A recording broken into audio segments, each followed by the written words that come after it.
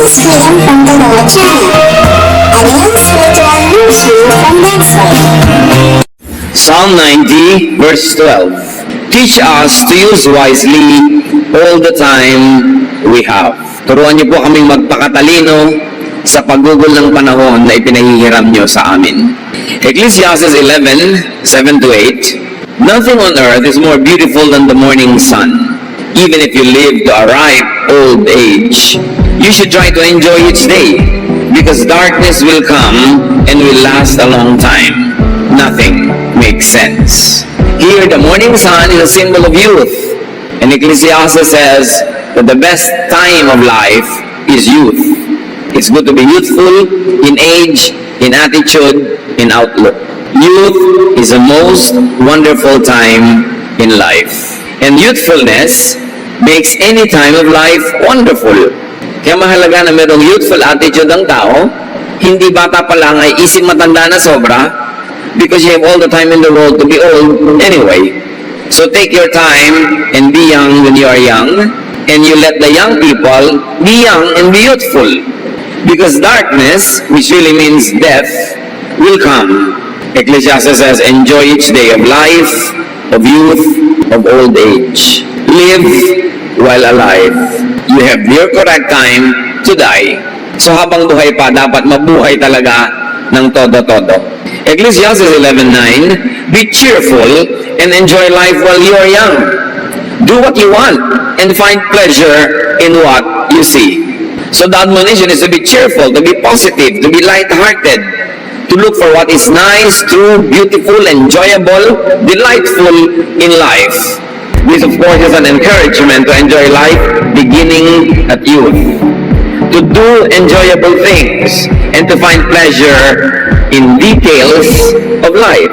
And then the verse continues, but don't forget that God will judge you for everything you do. This verse, this line, is often misread as a contradiction to enjoyment. Para bang sinabing, be cheerful, enjoy life, magpakasaya ka, pero matakot ka sa Diyos, uhusgahan ng Diyos ang lahat ng iyong ginagawa. E di parang hindi rin sinabing mag-enjoy ka, kung talagang ibig sabihin nito ay matakot ka, dahil uhusgahan ka.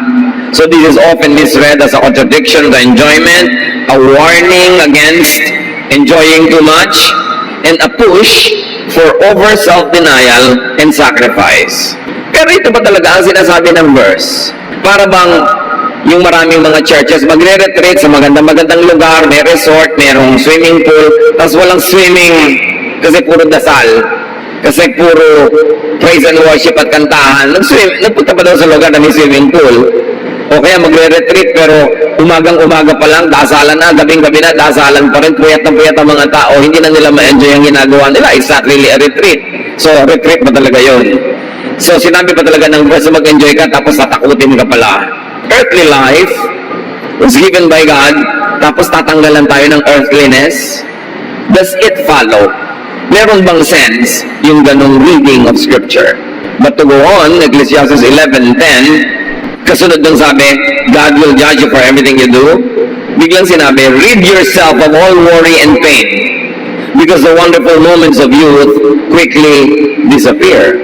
So, idiniin muli na huwag kang masyadong matakot, huwag kang mag-alala, huwag mo isipin yung mga kung anong mga negative things, dahil sandali ka ng bata. Pag bata ka lang, o bata ang iyong attitude, doon ka lang nakahanda, nakalinya, na mag-enjoy ng maraming bagay, so huwag mo na munang isipin agad-agad, huwag mo na munang itanim sa isip mo ang lahat ng mga bagay na nakakatakot, nagbibigay ng hirap ng loob, kasi bata ka pa, samantalahin mo lang yan. Pagtanda mo, hindi ka nababata muli. So this verse 10 reinforces the commendation for enjoyment, actually, and it reinforces youthful abandon of worry and pain to enjoy life. This verse 10 reinforces the teaching to enjoy life as much as possible. So what is judgment about? Ano yung tinutukoy na judgment ni Solomon? Na remember that for all of these things, God will bring you to judgment. Judgment is not just about bad deeds, but also about good, nice deeds that remain undone. In other words, hindi ka lamang huhusgahan dahil sa ginawa mong mali, so takot na tuloy magkamali, so wala ka nalang gagawin. Pero husgahan ka rin sa mga bawat magaganda at mabubuting bagay na dapat ay ginawa mo, nalasap mo, na-enjoy mo, tapos hindi mo na-enjoy. Sinayang mo ang pagkakataon, sinayang mo ang kabutihan ng Diyos. Parang dinala ka sa buffet, tapos hindi ka kumain. Niregaluhan ka ng laruan, hindi mo pinaglaruan dahil baka masira sa takot mo magkamali. Ganun ang nangyayari sa buhay ng mga taong sobrang seryo sa pagiging reliyoso. Sa takot magkamali, wala na lang ginagawa. Isang malaking pagkakamali yung hindi mo gawin yung tama, yung masarap, yung maganda, dahil regalo yon ng Diyos. Dapat ang tao makalaya sa napakaraming tali na inilagay ng conservatism, ng religiosity, tuloy-tuloy tigil sa atin sa paggawa ng masasarap at magagandang bagay dahil minasama na natin ang pag-enjoy. Parang kung maka-Diyos ka, bawal sumaya, bawal mag-enjoy. Ecclesiastes 12:14, God will judge everything we do, even what is done in secret, whether good or bad. So lahat yun. Hindi lamang ang pagtimbang sa atin ng Diyos, yung may ginawa ka bang mali, kundi may ginawa ka bang masarap, maganda, tama, na inilaan ko para sa'yo, nilikha kita para dyan, nilikha ko ang planeta para dyan, tapos hindi mo ginawa, edi sinayang mo ang gift of life. Solomon is not called the wisest man ever for nothing. Binigyan siya ng Diyos sa superior na karunungan, kaya marapat siyang ninggin. Sa katunayan, kung si Jesus ay nagturo ng kalayaan, ng paglasap at pag-enjoy ng buhay sa New Testament, itinuro ni Jesus, ang counterpart niya sa Old Testament is really Solomon. Pinakamarunong, kaya ang kanyang pagtuturo ay dapat bigyan ng pansin at marami siyang pinalaya ng mga diwa na dati-rati, bago pa siya nangaral, ay itinali ng relihiyon and conservatism yung buhay ng tao para puro pagtitiis, pagdurusa, puro na lang pag-iipon ng points sa langit, pero dito sa lupa, parang wala ng totoong buhay. In denial na, wala nang inisip kundi kabilang buhay, samantalang nandito pa sa lupa. Kung gusto ba naman ng Diyos na sumukabilang buhay ka na, dilalagutin na niya ang hininga. Pero habang hindi pa niya nilalagot, dito ka pa sa lupa, huwag mo kalimutang ikaw espiritu at lupa magkasabay. At hindi dapat yun masamain. So the teaching says, enjoy your youth, your strength, your enthusiasm. Do not problematize youthfulness. Hindi problema ang pagiging bata. It's a gift. Enjoy being young. And how will enjoyment happen? By not being too wise, by not being too cautious, and not being too old in attitude. Kaya sabi niya ang verse, kalimutan mo yung sobrang pag-iisip. Rid yourself of all worry and pain, because the wonderful moments of youth quickly disappear. Huwag kang masyadong magpaka-mature kung hindi ka pa mature. Darating din yun. Sandali ka lang maging bata. At huwag sobrang religyoso, sobrang conservative, sobrang extremist ang pagiging espiritual na parang hindi na nakatungtong sa lupa. Ecclesiastes 7:16, do not be over-righteous, neither be over-wise. Why destroy yourself? Can you imagine this wisdom in Scripture that we seldom encounter? Halos sa ikubli ng mga conservative sa mga mananampalataya yan. Sabi ni Solomon, huwag kang masyadong banal. Huwag kang masyadong matalino. Hindi ka mag-e-enjoy sa buhay. Sisirain mo ang iyong sarili. Pag extremist ka, perfectionist, legalistic, hindi ka mag-e-enjoy at walang mag-e-enjoy na kasama ka. Sasakalin mo lahat ng tao, pipigilin mo sila, sisikilin mo sila, nakabaligtaran ng intensyon ng Diyos na lumikha sa atin. So do not be extremely religious or spiritual. In fact, anything extreme is bad. Kahit extreme na kabaitan, extreme na kabutihan, mga extreme, wala nang balance. Ecclesiastes 7:18, whoever fears God will avoid all extremes. Hindi virtue, hindi katangian na maging extremely conservative. Ano ba yung conservative? Ano ba yung mahilig halimbawa sa classical music? Yung classical music ngayon, pop music yun 100 years ago. So kung conservative ka, ayaw mo ng modern, pero yung niyayakap ng conservative idea, nung isinilang yun nung unang panahon, modern din yun nun. Dapat yun naiisip ng tao. The teaching says, old age and physical weakness and death will surely come. Do what you want. Do what you can before you die. Siyempre may hangganan, hanggang ang ginagawa mo hindi nakakasama sa iba, hindi mo ninanakaw, hindi mo inaagaw, hindi nakakasira sa iyo at sa kapwa. Do it. May listahan na ba kayo tulad ng iba? Places to visit before I die, restaurants to visit before I die, food to eat before I die, skills to know and master before I die. Kasi, sabi ni Solomon, mamamatay kayong lahat, tayong lahat. Mahirap naman yung kung kailan ka naghihingalo, nag-aagaw buhay, doon ka pa nagsisisi, kasi wala ka pang nagawa.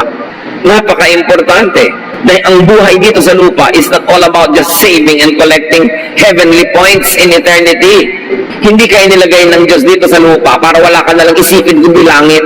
Kasi kung gusto niyang nasa langit ang utak mo, dadaling ka na niya doon, nandito ka pa, kaya dapat nag-iisip ka pa rin ng pagiging makalupa at hindi mo dapat masamain ng pagiging lupa. Sapagkat ideya ng Diyos na ang lupang katawan na ito ay samahan ng kanyang espiritu at nabuo ang tao. At napakaiksi ng panahon, sandaling-sandali lang na ang espiritu ng Diyos at ang lupang katawan na ito ay magkasama habang buhay lang ang tao. Pag nalagot ang hininga, hihiwalay na yung espiritu, babalik sa Diyos, ang katawan ay babalik sa lupa. Doon ka na lang magpaka-espiritu, talagang pag-espiritu ka na. Pero habang may lupa pang component ang iyong pagkatao, do not deny that and enjoy that even. So it is about living in full. Living a full, enjoyable, pleasurable, earthly life. Do not focus on worry and pain. They are concerns of old age. Kaya may mga taong bata pang edad pero laging iniisip worry and pain. Dalawang mukhang matanda na sila at tumatanda na nga. Pero may mga matatanda ang edad. Pero youthful ang attitude, cheerful sa buhay, naghahanap lagi ng fun, ng happiness, ng enjoyment. So nade-delay ang itsura ng pagtanda nila at masigla pa sila sa buhay. Pare-pareho lang buhay pero iba-iba ang quality of life. Do not over-mature prematurely. Do not fast-forward old age because you have all the time in the world to be old. Do not rob children of their childhood. Do not rob the youth of their youthfulness. Hindi mga bata gusto mo walang kimu-kimu na parang matatandang paralyzed. Siyempre mga bata malilikot yan, may konti ingay pero may hangganan, natural. Yung hindi na sila nakakabala ng iba. Siyempre mga young people, tawanan, masasaya, tapos pipigilin mo, pero shh, shh. Lalo ang kasama mo, mga manang. Ang bata-bata mo, gustong kilos matanda ka. Wala yun sa lugar. Bakit yung aagahan ng pagtanda? May mga magulang tuwang-tuwa, yung anak nila 11 years old, tapusan ng abugas siya. Gusto mo talaga yun? Yung anak mo dapat grade 1 pa lang, grade 10 na ngayon? Mo alam niya, anak ko pa, na-advance na naman. Sige, bakit hindi mo patayin ngayon? Dahil mamamatay din yan eh, advance mo na rin. Hindi mo kaya maging bata. Yung mga iba kasi mga magulang, sobrang gusto ipagyabang yung mga pag-accelerate ng mga anak nila. Doon yun, na pag sobra sila na-accelerate, naaagawan sila ng kamusmusan. Sa halit na simple pala yung pinag-aaralan nila sa school, may mga konting laro, konting tulog. Nagkakalculus na. Gusto niya talaga yun. Anong mapapala niya sa buhay? Kahit matagtag na mga diploma yung dingding niya, pero sumaya ba yung tao? Nabuhay ba siya ng buo? O puro na lang yun ang ibig sabihin ng kanyang buhay? God will judge you for how you spent your life. And judgment is also about, did you do good to yourself? Did you enjoy your youth, your life? Kasama yon. Hindi lang laging nagbigay ka ba ng pagkain sa mga gutom? Nag-ayuno ka ba? Naglingkod ka ba sa sangkatauhan? Hindi lang yon, although kasama yon. Pero meron ding, did you do good to yourself? Kasi ang sabi ni Jesus, love others as you love yourself. In other words, with the amount of love you love yourself, then you love others. Huwag mo lang sobrang, sarili mo lang yung love mo, yung iba hindi na. Pero hindi rin yung baligtad na, iba lang ang love mo, tapos sarili mo hindi na. Hindi rin hinihingi sa iyo yun ng Diyos. Kailangan balance. Ecclesiastes 8:15. So I think we should get as much out of life as we possibly can. There's nothing better than to enjoy our food and drink and to have a good time. Then we can make it through this troublesome life that God has given us here on earth. Nakita niyo ang main doctrine nitong si Solomon, the wisest man ever? You've got to enjoy life. Get the most out of life. Pigain mo ang lahat ng mapipiga mong ligaya para maximum ang iyong kasiyahan. Yun ang kalooban ng Diyos na lumikha. Hindi tayo nilikha ng Diyos para gutumin, para parusahan, para pagtiisin at pagdusahin, na siyang misrepresentation ng ginagawa ng maraming conservative people. They paint a wrong picture of God. They make a wrong image of God. A God who is unloving, unkind, unaccepting, a God who is always angry, and a God that has always have to be appeased. But that is not the picture of God that Jesus paints. That is not the picture of God that Solomon paints. Sabi niya, we should get as much out of life as we possibly can. And this is godliness. This is wise accountability. Mananagot ka rin pag hindi mo pinasaya ang buhay mo. Kasi God wants you happy. Ecclesiastes 12:1, keep your Creator in mind while you are young. In years to come, you will be burdened down with troubles and say, I don't enjoy life anymore. Again, may negative reading na naman ng marami dito, yung keep your Creator in mind while you are young. Ibig sabihin, habang bata ka, ha? Huwag mo kakalimutan ng Diyos, galit ang Diyos, pagkagalitin ng Diyos, paparusahan ka niya, magpakatino ka, huwag ka magkakamali. That is not what the verse is saying. Keep your Creator in mind. Creator means designer. God designed you. So while you are young, look at yourself and say, how did God design me? And to be faithful to God, to be obedient to God, I should act and move according to the design. So ang mga young people, they design mga children, playful. And to be faithful to God, they have to be playing, they have to be allowed to play. Mga young people, kung ano man yung karakter ng young people na natural, yung likas sa kanila, ang ibig sabihin ng obedience to God is to follow the design. Do not contradict it. Mga young people ang hilig-hilig matulog. Hayaang matulog. Basta't nagagawa nila yung mga schoolwork nila, mga responsibility nila sa bahay, ayan. Yung mga ibang matatanda naman, killjoy. Pag-gising nila ng alas 4 ng umaga, gusto nila gising din yung mga young people. Matanda ka na nga, kaya wala ka na itulog. Yung bata gusto pa, tapos pipilitin mo. Baligtad, yung mga children na ayaw matulog pag tanghali, gusto maglaro, pinatutulog. Pag tanda naman, gusto matulog, ayaw patulugin. Mali, lihis ang schedule. May design ng Diyos. Yung obedience to God, hindi lang ibig sabihin obedience to church rules, hindi lang obedience to religious dogma and policy. Ang obedience to God, Creator, is by moving, living, acting according to how God designed you. So if God designed you as an artist, obvious yun, ang obedience to God, be an artist. Ang design sa iyo ng Diyos is maging administrator ka, mabusisi ka sa mga detalye, then be an administrator. Yun ang supreme obedience to God. Hindi yung gano'ng kahaba ang buhok mo dahil nasa choir ka, gano'ng kahaba ang palda mo, ilang lupi, dapat ang kwelyo mo dahil yun ang religious costume. Hindi yun ang tunay na obedience to God. Obedience lang yun to religious policy. Pero yung Diyos na nag-design sa iyo, meron talagang born dancer, may born singer, born musician, yun ang Creator. How will you celebrate life? By obeying God, by being who God designed you to be. And by being who God designed you to be, that's where you can excel, that's where you will be happy, and that's where you can make others happy as well. And your Creator designed and made you to enjoy the gift of life.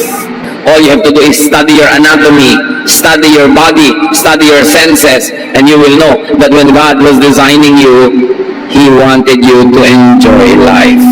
Kaya binigyan ka niyang mata, huwag mong ipikit, idilat mo para makita mo ang dapat makita ng mata.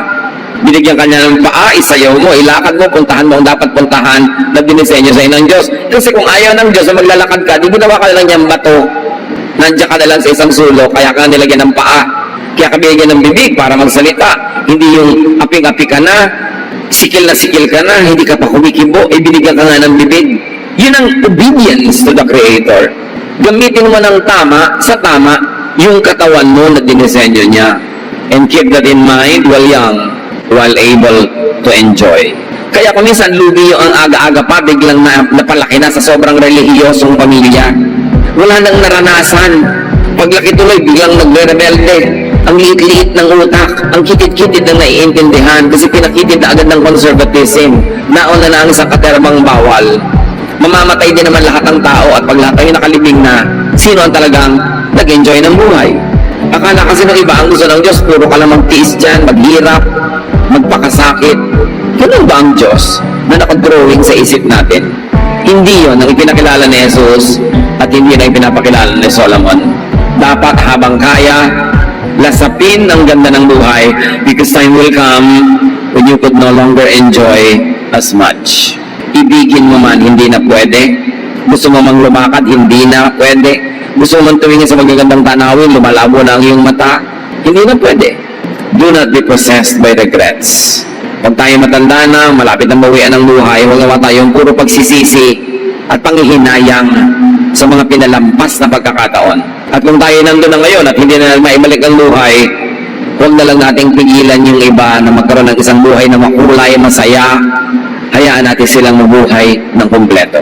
Ecclesiastes 12:2-7. Someday the light of the sun and the moon and the stars will all seem dim to you. Rain clouds will remain over your head. Your body will grow feeble. Your teeth will decay, and your eyesight fail. The noisy grinding of grain will be shut out by your deaf ears, but even the song of a bird will keep you awake. Darating daw ang panahon kung mabiyayaan ka ng mahabang buhay, lalabo ang iyong paningin, hihina ang iyong katawan, masisira at maglalaglagan ang iyong mga ngipin, at maaaring mawalan ka pa ng paningin. Yung napakaingay ng mga gulo sa iyong paligid, hindi mo maririnig dahil bingi ka na, pero yung mumunting huni ng ibon, hindi ka makatulog dahil nadidinig mo. Sabi ganun, pag tumanda ka na. You will be afraid to climb up a hill or walk down the road. Your hair will turn as white as almond blossoms. You will feel lifeless and drag along like an old grasshopper. Hindi ito negative, hindi ito nakakalungkot, at hindi ka dapat magpalungkot. Sinasabi ang totoo, dapat paghandaan. At kung dumating na, wala ka dapat sukat pagsisihan. Hihina ka, matatakot kang umakyat, matatakot kang bumaba, puputi ang iyong buhok. Tapos ganyan, yung mga young people, wala kang ginawa kundi kontrolin ang buhok nila, anong gagawin nila sa buhok nila, kukulayan ba nila o hindi, pinapakailaban simbahan, pati kulay ng buhok. Darating ang panahon, magiging puti na yan lahat, kahit ano pang gawin mo, wala na rin masyadong saysay. At para ka daw isang matandang tipaklong na nanghihina na, nakinakagat ng mga langgam, gumagapang, at tapos na ang iyong buhay. These are signs of old age, approaching the end of earthly life. And it should not make us feel bad about death. It should only prepare us to that inevitable reality. Huwag magaksaya ng sandali. Huwag killjoy ng mga bata, ang mga kabataan, ang mga middle age. Let them be who they are at that moment of their life. Then earthly life ends. We each go to our eternal home sa pagpapatuloy ng Ecclesiastes, and the streets are filled with those who mourn. Paglalamayan ka rin, ibuburol ka rin, ililibing. Kung marami kang pinakisamahan, marami makikipaglibing sa'yo. Maraming tititig sa iyong mukha at sasabihin din nilang, para lang siyang natutulog. Kung gaano mo karaming beses sasabi yan sa iba, masasabi rin tungkol sa'yo. Kung minsan naman gusto mo lamang pasayahin yung namatayan, pero meron man namang natutulog na nakabarong Tagalog. Kung sana nakapadyama, may yakap na unan, doon sa ataos mo, ay para lang natutulog. Darating at darating.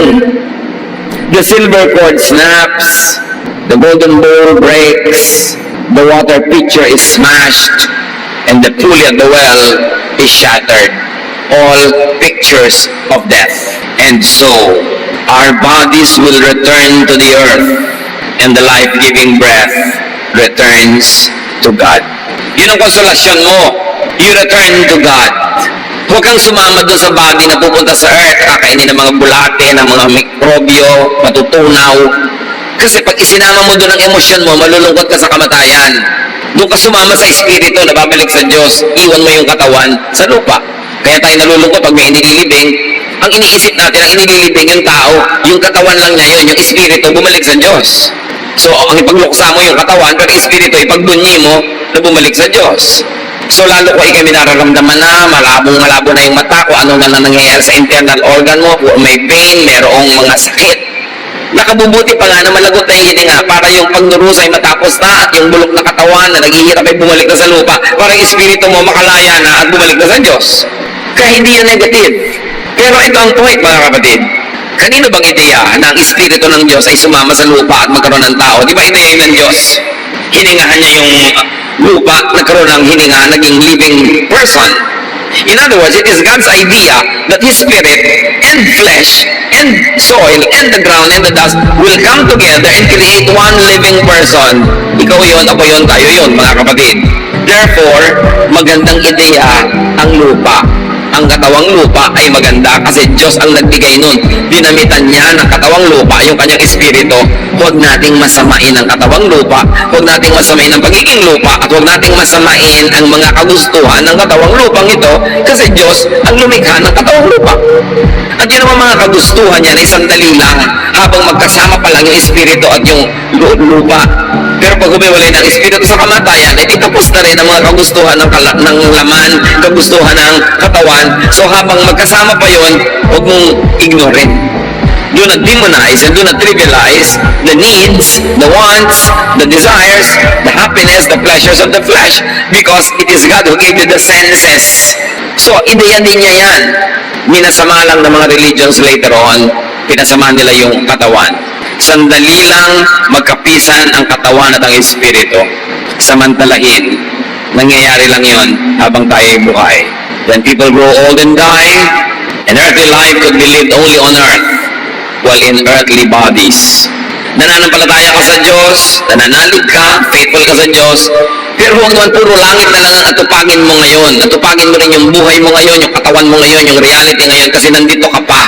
Kasi nga, kung gusto ng Diyos na wala ka na dito, di alisin ka na niya, pero habang nandito ka pa, assignment mo pa rin na maging tao, assignment mo pa rin alagaan ang iyong katawan at alagaan ang katawan ng iba. Pagka nalagot ng hininga, doon na lang natatapos yun. It is in God's hands. Pero para pabayaan mo ngayon ang iyong earthly body, ang iyong earthly needs, ang iyong earthly happiness, pagtalikod yon sa kalooban ng Diyos na nagbibigay sa iyo ng earthly life. So live as a dual person, as a dual citizen. Yan ang tunay na dual citizenship. Earthly and heavenly citizenship. Live as a body and a spirit. Because right now, you are. Do not demonize the earthly body. Tulad ng ginagawa ng maraming religious conservatives. Pinapahirapan yung katawan, sinasaktan, tinutusok, ginugutom, inuuhaw, dahil akala mo, paparusahan nila dapat yung katawan nila para matuwa ang Diyos. No, your body is a temple of the Holy Spirit. Whoever destroys God's temple, him also God will destroy. Your body should be taken care of. Huwag pag-awayin ang katawan at ang espiritu. Gawain yan ng maraming relihiyosong hindi nauunawa ang kabutihan at kagandahang loob ng Diyos. Why is there a usual condemnation of earthliness? Bakit ba minamasama ng maraming religious conservative ang pagiging makalupa? Well, history will tell us. And this idea doesn't come from God, not from Jesus, not from Solomon, but from conservative elements of both Christianity and Judaism. Christianity, and to some extent Judaism, were both influenced by a spiritual phenomenon of the first century known as Gnosticism. It is from the Greek word gnosis, meaning knowledge. Noong panahon ni Jesus, and some 100 years before Him and after Him, ang usong philosophy sa part na yun ng mundo, Greek philosophy. At ang Judaism at Christianity hindi nakaligtas sa influence ng Greek philosophy. At yung Gnosticism, it's a school of thought, it's a way of thinking, naka-influence sa mga early practitioners of Christianity and the later and latter practitioners of Judaism. Now, Gnosticism drew its core doctrine from Plato's dualistic contrast of the invisible world of ideas and the visible world of matter. Saan kumuha yung Gnosticism ng kanyang espiritu, ng kanyang kaluluwa? Doon sa paghahati ni Plato sa katotohanan between the visible and the invisible. Sa kanya, ang katotohanan ay dalawa. Yung invisible, yung mga thoughts, mga dreams, mga ideas. Yung espiritu, invisible yon. At lahat ng visible, yung baso, yung plato, yung katawan mo, yung buhok, yung halaman, visible. And Plato's dualism created in Gnosticism a doctrine that equated matter with evil and spirit with good. Kay Plato, ang lahat ng bagay na nakikita, nahihipo, may timbang, nahahawakan, matter, masama.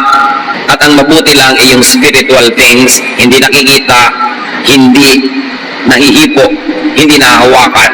Minasama niya ang lahat ng bagay na physical. At doon ang galing ang ideya na minamasama ang katawan kasi physical. Minamasama ang mga gusto ng katawan, ang mga gustong ginhawa, gustong sarap, minamasama. It's not from God, it's not from Jesus, it's not from Solomon, it's from Plato. Kaya lang nakahawa sa maging mga leaders and teachers of Judaism and even of Christianity. out of this equation came two opposite modes of conduct. Dalawang uri ng tao at behavior ang naging bunga ng ganitong dalawang pananaw. Asceticism, the suppression of bodily passions because of their connection with evil matter. Yung naniniwala na ang banal lang yung mga spiritual na bagay at masama ang lahat ng bagay na physical, sila yung naging mga ascetics. Sila yung mga hindi umiinom, hindi kumakain, hindi nagsusuklay, hindi naliligo, hindi nagpa-party, hindi nagsasaya, kasi sa kanila lahat ng bagay na yun ay masama. At maraming naging ganon, yun yung mga nagkulong sa mga monasteryo, yung mga tumalikod sa sanlibutan, yung mga tumalikod sa lahat ng mga bagay na masasarap at magaganda, hindi lang sa Christianity, hindi lang sa Judaism, kahit sa Buddhism, kahit sa mga iba't ibang Eastern religions, may mga ganong practitioners, ascetics. At kahit sa mga paligid natin, mayroong pinaparusahan ng sarili nila, hinahampas, ipinapako, lumuluhod sa asin, sa bato, sa bubog, dahil masama ang katawan, dapat parusahan. Asceticism yun. It's a branch of Platonic philosophy. And extreme naman yung kabilang grupo na ayaw ng asceticism, sila yung nag-embrace the libertinism or sensualism, the indulgence of bodily passions. Yun namang exaggerated na wala nang hangganan, lahat ng pwedeng kainin, lulunin, enjoyin, ginawa na, makasama man sa kanila o makasama sa iba, ginagawa nila dahil iniisip nila, matter is only short-lived, sandali lang ang buhay, itodo na. Dalawang extreme, parehong hindi mabuti. Dahil ang mga anak ng Diyos dapat balance ang pananaw. It resulted to the condemnation of earthliness and glorification of spirituality. At ngayon, malaking porsyento ng mga Kristiyano, ganitong pananaw. Anything that is earthly is bad, only spiritual is good. Kaya walang iniisip kundi langit, puro pagtitiis, pagdurusa sa lupa, suspension of all pleasures, suspension of all delight and happiness, at sa langit na lang babawi. It is not from Jesus. That concept is Greek. A truly enlightened and God-respecting person will harmonize both the body and the spirit, not put them at war against each other. Maraming Christian theologians, ascetic ang point of view. Dapat nanunuri kayo pag may binabasa kayong Christian theologian, Christian teacher, Christian preacher, titingnan nyo, ay, ascetic yata ang point of view niya. Puro parusa sa katawan, puro pagdirusa, puro pagtitiis. Jesus, for example, did not deny and condemn the body. Jesus did not condemn earthly appetites. Ang tawag nga sa kanya ng mga ascetic, ng mga conservative, glutton and a drunkard. Masiba daw, matakaw, at palainom. Sa kanilang pananaw at panukat, si Jesus sobrang matakaw. Kasi nga laging kumakain, hindi nag-aayuno, kasi ascetic sila eh. Si Jesus was not. But Jesus was not practicing libertinism or sensualism as well. May balance siya. Pero lahat ng innocent fun, happiness, enjoyment, pleasure that does not cause you to harm others or to harm yourself was fine. Dapat naintindihan natin kung saan nagagaling ganito mga points of view. Ecclesiastes 12, 9-12. I was a wise teacher with much understanding. Dinidiin niya, ako matalino dito ha, o sa akin kayo makinig. I was a wise teacher with much understanding, and I collected a number of proverbs that I had carefully studied. Then I tried to explain these things in the best and most accurate way. Words of wisdom are like the stick of a farmer uses to make animals move. These sayings come from God, our only shepherd, and they are like nails that fasten things together. Sinasabi ni Solomon, itong aking kinolekta mga salawikain, inayos, tinipon, at ipinaliwanag ko sa pinakamalinaw na parang kaya ko, itong mga salitang ito'y galing sa Diyos. In other words, napakahalaga ng mga proverbs ni Solomon, maaaring mas mahalaga pa sa maraming mga doktrina na itinuturan kung sino-sinong religious teacher ng kanyang panahon. Sabi niya, ito'y galing sa Diyos, ang kaisa-isa nating tunay na pastol. Proverbs, common wisdom, when filtered through wise assessment and examination, will prove to be wisdom coming from God Himself. At anong sabi niya tungkol sa maraming ideya, maraming katuruan, maraming doktrina? Verse 12, my child, I warn you to stay away from any teachings except these. There is no end to books, and too much study will wear you out. Yung binabalaan kita, anak, lumayo ka sa napakarami mga doktrina, napakarami mga turo, napakarami mga bawal, liban sa makikita mo dito sa mga proverbs na ito. Ito ang mga salita ng Diyos para sa iyo. Culled from the common wisdom of folks, of people who observe life from generation to generation, and with godly given wisdom, create these crystallized forms of knowledge and wisdom called Proverbs. Ang dami-daming isms, ang dami-daming mga ideas, philosophies, and doctrines. Sabi ganun, magbubulo ka lang sa mga yan, malilito ka, dito ka makinig sa mga Proverbs na sinasabi ko sa iyo. Sabi niya, walang katapusan ng paglimpag ng mga libro at ang sobrang pag-aaral, magagasgas ka lang, mapapagod ka lang. So dinami-rami ng pinag-aaralan mo at kung ano-ano, natututo ka lang na maging judgmental, maging self-righteous, maging mayabang, sabi ganun, umiwas ka sa mga yan. Solomon says, these proverbs are all that really matter. And these are proverbs that set free from needless imprisonment. These are proverbs that make you enjoy life to the fullest and maximize your godliness and spirituality while honoring your earthly existence. So for the meaning and conduct of life, sabi ni Solomon, do not overstudy, do not overthink, do not over-spiritualize, do not over-theologize. At hindi ba ganyan na nangyayari sa mga tao sobrang mag-aaral? Ang ending pangayan, awayan ang awayan.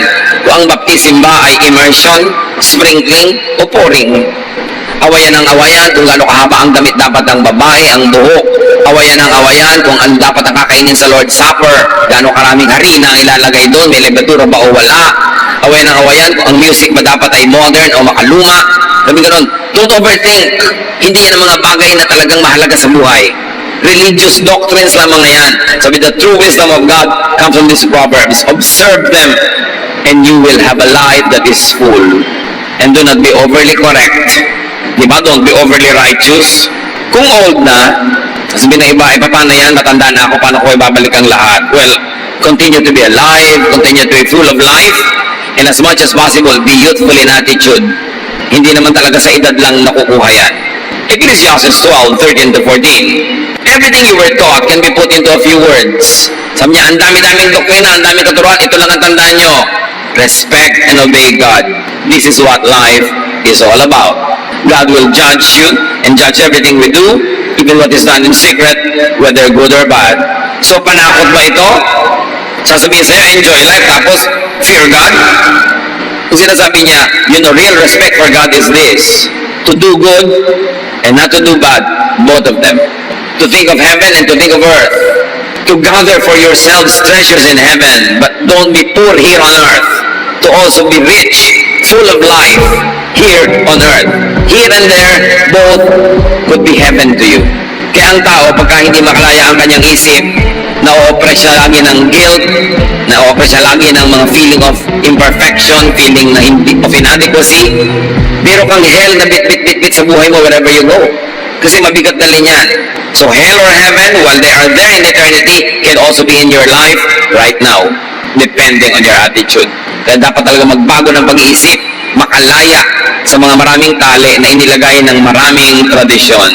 Respect and obey the designer of life, who is God. Respect and obey the design of life for enjoyment of God's graciousness. And here, judgment will be on how much you respect and obey the Creator. By respecting or obeying the Creator, in this life, you will have reward or punishment. Yun na ating tinatamasa, nararanasan araw-araw, reward or punishment yun, dapat nating alamin. Yung reward and punishment, hindi lang yung naghihintay sa kabilang buhay, nangyayari na yun din dito. So pag tama ang ginagawa mo, nare-reward ka na rin. Meron kang mga fruits, meron kang mga pleasures, meron kang happiness, meron kang joy. Pero pag mali, hirap ka, gipit, ilang na ilang, sakal na sakal, huwag ka na maghintay ng hell in the next life dahil yun na ang advance payment. Dapat suriin, judgment is really how you benefit from and enjoy life now and in the next life. So balansehin ang pananaw, huwag lang lagi yung future. Do not get confused with and by many doctrines, according to Solomon. Stick to the most basic lesson, respect and obey God. And this teaching should be applied and connected to youth, to old age, to life. So respects God's design of the body, of the mind, of the seasons, of time. Lahat yan nilikha ng Diyos. Kailangan katugma ka sa galaw, sa kilos, sa rhythm. Hindi baligtad kasi saliwa, asiwa, mali, mahirap. Ecclesiastes 3:1, everything on earth has its own time and its own season.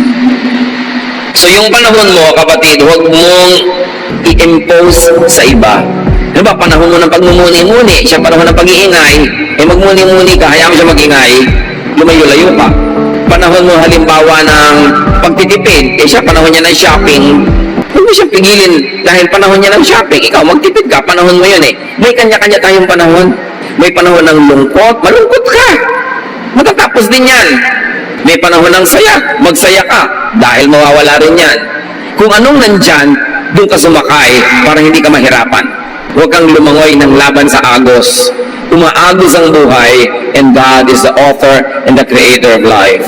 It is also human to go through all types of feelings and emotions at times. May panahon na nai-inlove ang tao. Siyempre, pag nai-inlove, hindi masyadong wise. Meron naman na panahon ang wise-wise mo, ibig sabihin wala kang love nun. Meron ba namang wise na may love pa sabay? Oh, bihira yun, himala yun. Galit na galit ka sa nai-inlove. Hindi ka na matalino. Siyempre, in love siya, medyo nabubulagan. Panahon niya yun eh. Dahil kung lagi ka namang dilat, mulat at matalino, hindi ka na may in love, wala ka nang mamamahal. Kailangan medyo magbulag-bulagan ka talaga para ma-in-love ka. May panahon ng katalinuhan, may panahon din ng kakulangan nun. Lahat yan kasama sa totoong buhay. Do not deny, bypass, and demonize, and do not even idealize time. Time happens whether you like it or not, so you better like it. Huwag labanan. May oras talaga para sa lahat ng bagay, sa bawat bagay. Kailangan lang makiramdam. Sensitive ka. Ano bang oras ngayon? Ay, oras na para kumain. Hindi kumain ka. Ano bang oras ngayon? Oras para matulog. Kung balik ka rin. Kasi mahihirapan lang yung buhay. At huwag masamain ang panahon. Huwag masamain ang uso.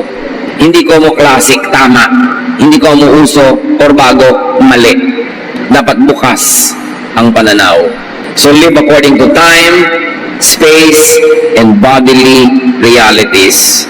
Yung katawan natin, yun ang nagde-define kung anong buhay natin. Anong papel natin sa mundo, saan tayo magiging mabunga, at saan tayo magiging makatuturan. Pero baka haba ang buhay. Iba-iba naman ang haba ng buhay, pero merong standard. Psalm 90, verse 10. We can expect 70 years, or maybe 80, if we are healthy, but even our best years bring trouble and sorrow. Suddenly, our time is up, and we disappear. Yun ang katotohanan. Hindi dapat katakutan o ikalungkot. Dapat paghandaan. So, may pwede mong asahan na baka mabuhay ka ng 70. O kung malusog ka, baka maka-80 ka. Yung ganon. Yung iba naman, sobrang bonus na. 150 na, buhay pa. So, iba-iba. Pero sabi, normal standard, 70 to 80. Pero kahit na sa healthy and healthful years mo, may problema ka pa rin. May lungkot ka pa rin. So, yung ganon. Life has always trouble and sorrow. So, ang lesson, whenever you can, enjoy. Because you cannot always enjoy, even if you want to. Pag may pagkakataon, magsaya. Huwag mag-killjoy. Pag may masaya, huwag mong palungkutin. Hayaan mo sila magsaya. Kasi malay mo, ngayon lang sila sumaya, 3 taon na pala silang malungkot, tapos pipigilin mo pa ngayon.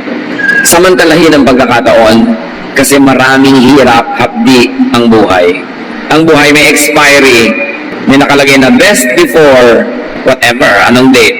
So gusto mo magsasayaw, siguro best before 70 or 80. Kung 90 na doon ka magsusumba, medyo siguro iindak-indak ka na lang ng konti dahil hindi na masyadong pwede. So kung palampasin yung panahon na pwede pa, tapos ngayon, aarte-arte ka dyan, ayaw mo, sayang. Pag wala namang masama, wala kang ninanakaw, inaagawan, pinapatay, gawin mo. God wants you to enjoy life at the right times. So enjoy life. Enjoy every season of life. Kung manunuri tayo mga kapatid, mag-iisip talaga at mananalangin, kahit mga panahon ng lungkot, ng pagluluksa, ng kabiguan, ng kahirapan, meron din siyang malalim na joy na pwede mong mahukay kung talagang mananalig kang meron pa rin na blessing yon. While on earth, live your earthly life to the fullest. While in the body, be and get physical. Delay old age because you have all the time in the world to be old. And even eternity, heaven can wait. Nasa lupa ka pa, maging totoo ka at mabuhay ka bilang isang taong nasa lupa pa. Sabi ni Solomon, Proverbs give you the best philosophy and the best theology. You better believe him. God gave him the highest, the noblest, the best level of intelligence and wisdom. Ngayon mga kapatid, hindi lang yun ang point. Help others, enable others to enjoy life. Lahat ng tao nasa ilalim ng inyong kapangyarihan, influensya, allow them to be happy, allow them to enjoy. Huwag niyong ipilit yung lifestyle niyo sa kanila. Sila ay hindi kayo, kayo ay hindi sila. Iba ang gawa ng Diyos sa kanila sa pagkakagawa sa inyo. Huwag nating dahil lang may kapangyarihan tayo, igigit na natin yung gusto natin sa buhay ng iba. Allow them to enjoy life, and then let's all meet our Maker when that happens. Psalm 90 verse 12, teach us to use wisely all the time we have. Dear Lord, thank you for time. Salamat at ang oras na magkasama ang katawan namin at spirito ay hindi mahaba, hindi maiksi. Tama lang, kasi kayo ang nagdidisenyo. Turuan niyo lang po kami huwag mag-aksaya ng panahon. Kung nandito kami, nandito, huwag mag-isip na dapat nandito kami sa ibang lugar. At pag nandito naman kami, isipin namin dapat nandito kami sa lugar na ito. Hindi na kami mag-i-enjoy kahit kailan, kahit saan. Pag hindi kami tumutugma sa panahon at sa okasyon. Teach us, Lord, to number our days so that we may live a righteous life, a life that is balanced, a life that is godly, and at the same time respectful of the fact that you made us humans, that we have bodies, we are in the flesh. Pagbulay-bulayan natin mga kapatid ang kahulugan nito sa ating pang-araw-araw na buhay, pati sa pakikasalamuha natin sa kapwa. At sa gayon, ang karunungang ibigay ng Diyos kay Solomon at matamasa at mapakinabangan nating lahat. Lord, teach us to learn from Solomon how to live life, how to maximize life, and how to glorify you while we are here in our earthly bodies. Be alone with the Lord in silent reflection.